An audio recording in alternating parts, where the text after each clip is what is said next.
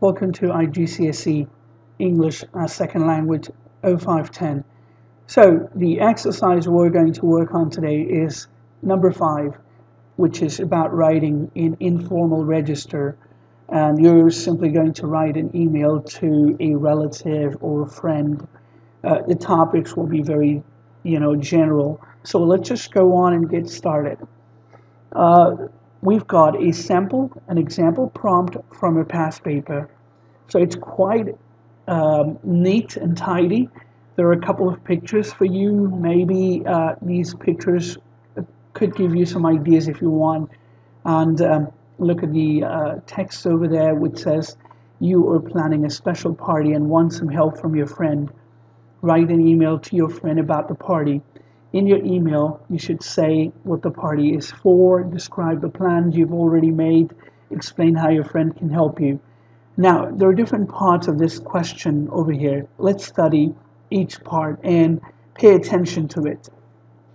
The first part is asking you to write an email to your friend about the party. So one thing is very obvious over here, that this friend is not attending the party. He may have some work, or he might be busy doing something. So there is this implication, something which is implied, and you're expected to understand it. And in your email, it would be really important that you actually mention it, that why this friend of yours is not able to attend this party. So yeah, establish the implication. And then if you move on, we have this part which says your writing should be maximum 200 words in minimum 150. So if you look at it, 150, 200, it won't take you a long time to write. It's not really long compared to a set essay, which is between 400 and 500. So over here, they would actually prefer quality and not quantity. Make sure that you do not write below the word limit and not exceed the word limit.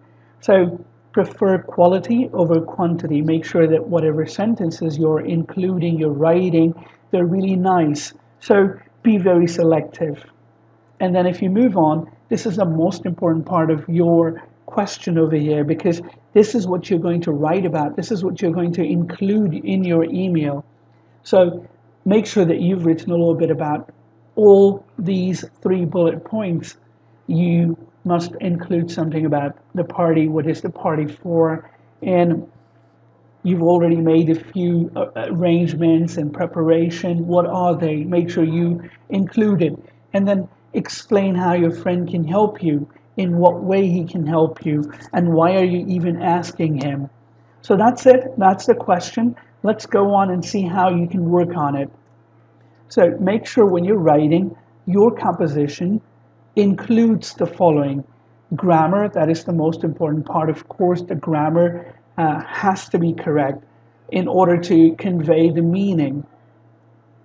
So then you move on, sentence variation. Make sure there's a variety of structure in your writing. You have simple sentences, compound sentences, complex sentences, and if possible, conditional sentences as well. For example, if you were here, the party would have been even better, if you were here. So it's a conditional clause, conditional sentence. So the if clause sentences, So have a variety of sentences in your writing.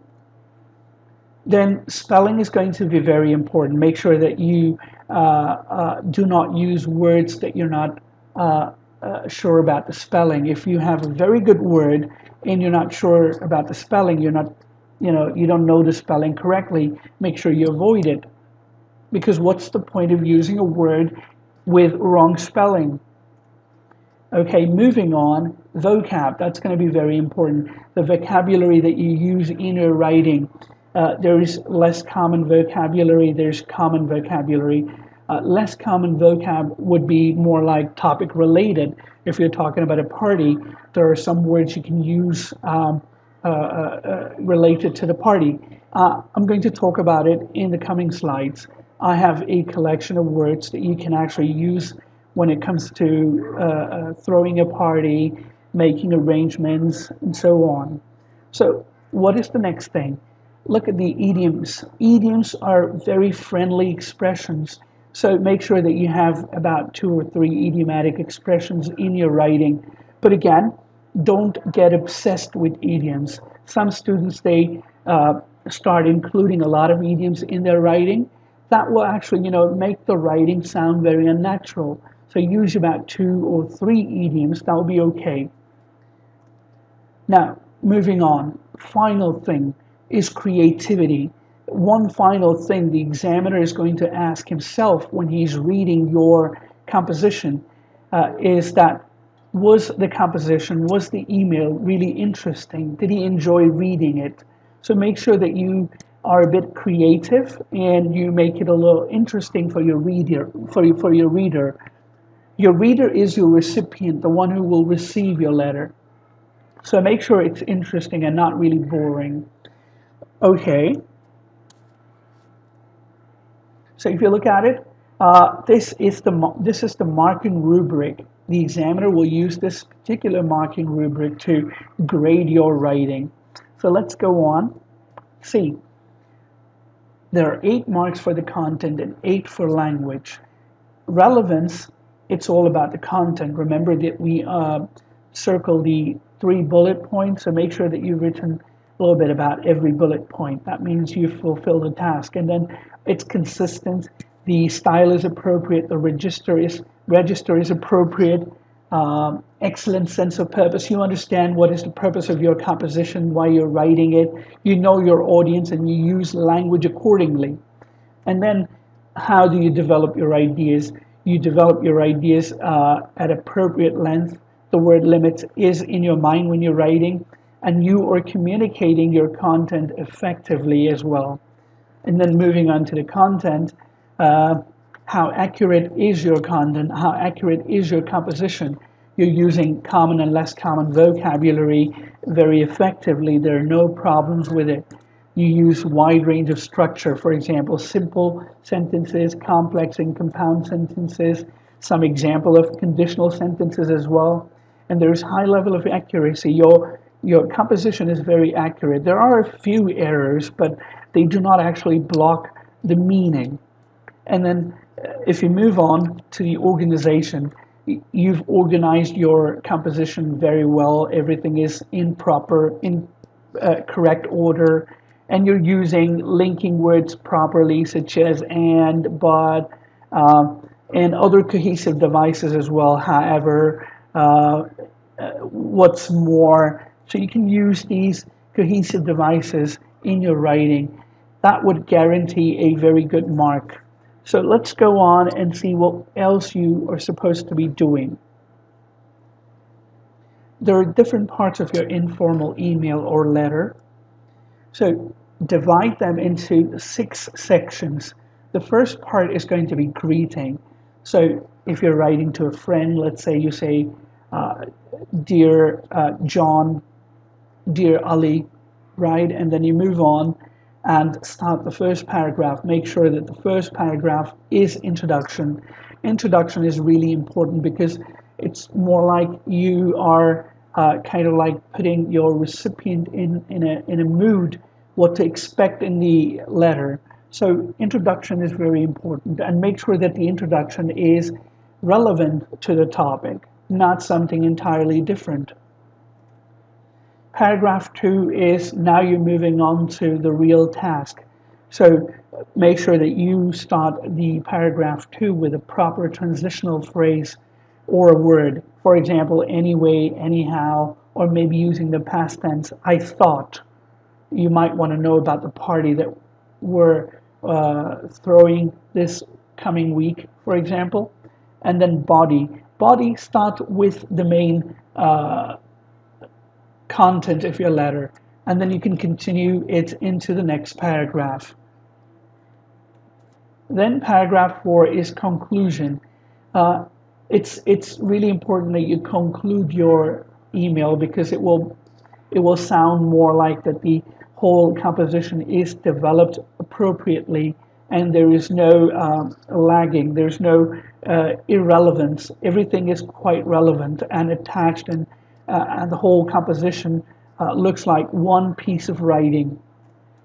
And then moving on to ending and signature. Ending could be something like, okay, write back soon and let me know about your arrival time. Or in this case, the prompt that we just looked at could be, I'm looking forward to hearing from you soon, something like that. And remember the first name only. Don't get confused with signature. By signature, we mean that you write your first name and not a sign, not a signature. You're not signing it. It's not a formal letter. So make sure that you only write your first name and not sign it. Do not sign. Okay, let's move on. I've got the success ladder. You need to be on top of the ladder. So let's see what are the requirements to get to the top of the ladder. As you can see, the ladder over here. So start with step one. Step one, make sure that the letter or email that you're writing is in a proper layout, conventional layout of a letter. Exclude the address on the top right because you don't need it. It's better to start with Dear Maya. So keep everything left aligned. There's no need to put it on it indent. There's no need to give indent. So Dear Maya, thank you very much. Some students might want to give an indent, a tab space. So you may want to do that if you want. It's okay, no problem. But keep everything left aligned. Okay, the second thing, get to the second step. It's going to be proper conventions of standard English. Standard English is correct grammar. That is what you're supposed to be doing.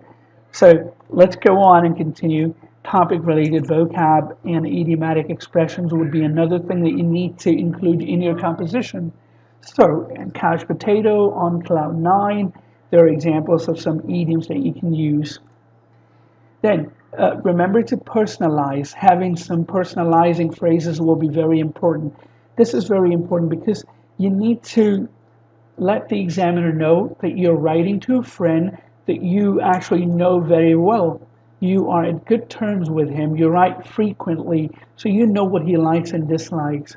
So maybe something like, I know how crazy you're about parties, and you know a lot about parties, right? So maybe you can ask him about some help in this way, using some personalizing phrases. This is going to be very important. Make sure you do that.